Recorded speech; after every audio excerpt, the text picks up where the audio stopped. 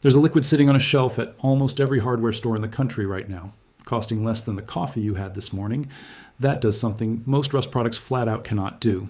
It doesn't cover rust, it doesn't mask rust, it turns rust into something completely different, and it does it in the time it takes to eat lunch. Well, stick with me for the next few minutes, because by the end of this, you'll never look at a rusty fender, a seized bolt, or a corroded gate hinge the same way again. Here's the problem almost everyone runs into. Rust shows up on a truck bed, a trailer frame, a set of old tools, and the instinct is always the same. Grab a wire wheel, grab sandpaper, start grinding. Hours later, your arms are dead, your knuckles are torn up, and you've only cleared a patch the size of a dinner plate. So you head to the store, and the shelf is loaded with rust removers promising miracle results for $20 or $30 a bottle. Almost every single one of them tells you to do the same thing first. Sand it, brush it, strip it back to bare metal before you even open the cap. Which means the actual hard labor is still on you. The bottle is basically just a fancy top coat, not a cure, and that's why 6 months later the rust is back, usually worse, because now there are fresh scratches for moisture to creep into. But there's a different way to deal with this, and it's been sitting in plain sight the entire time, just never marketed the way it should be. It's not in the automotive aisle. It's over with the masonry supplies, the stuff contractors use to prep concrete before sealing it, a simple etching solution built around phosphoric acid. Most people walk right past it because nobody labeled it rust remover, so nobody thinks to try it on a fender or a wrench. That one labeling gap has kept a genuinely powerful fix, largely invisible to everyday drivers and DIYers for decades. Phosphoric acid isn't some backyard invention. It's actually been used industrially for close to a century. Manufacturers have used phosphate coatings on steel parts since the early 1900s, mainly to prep metal for paint and to slow corrosion on machinery and firearms. The process is sometimes called parkerizing in industrial settings. It was never some secret formula.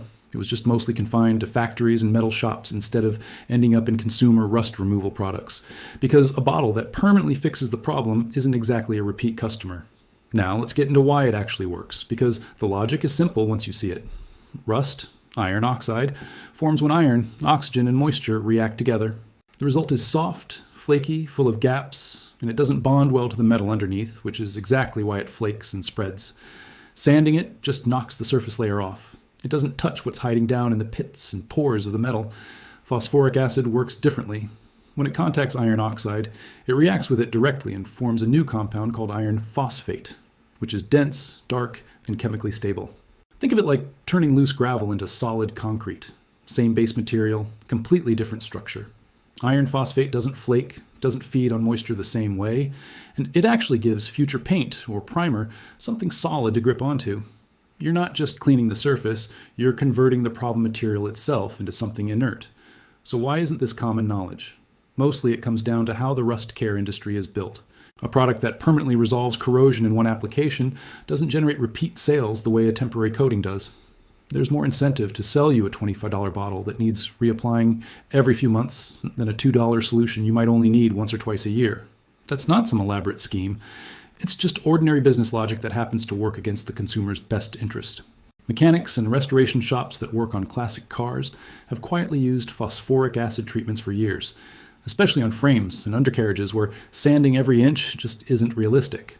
Some machinists and gunsmiths use nearly identical chemistry to treat and darken steel parts. It's also common in industrial metal fabrication as a pre-paint treatment.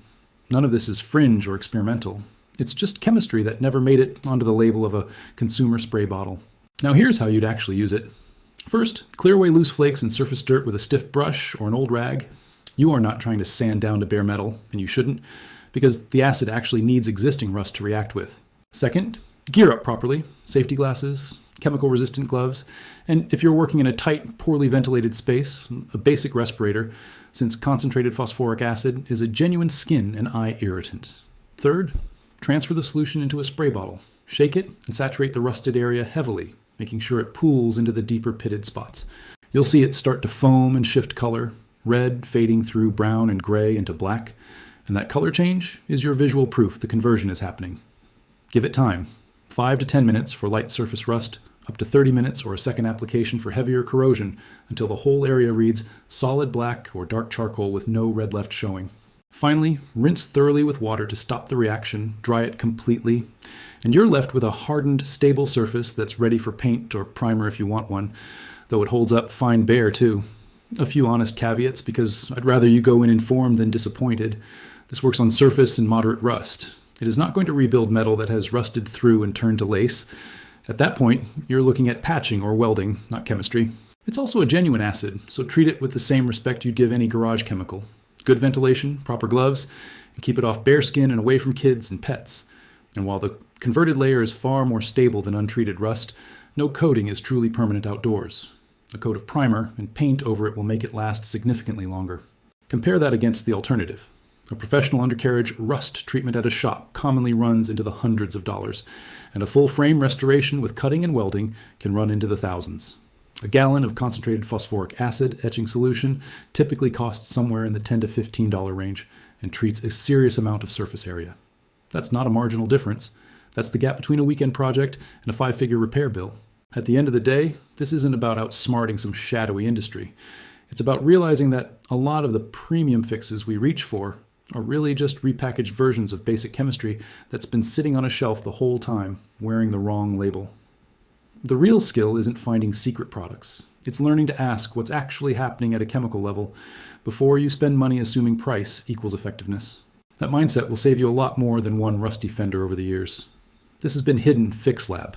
If this changed how you'll deal with the next rust spot you find, that's the whole point.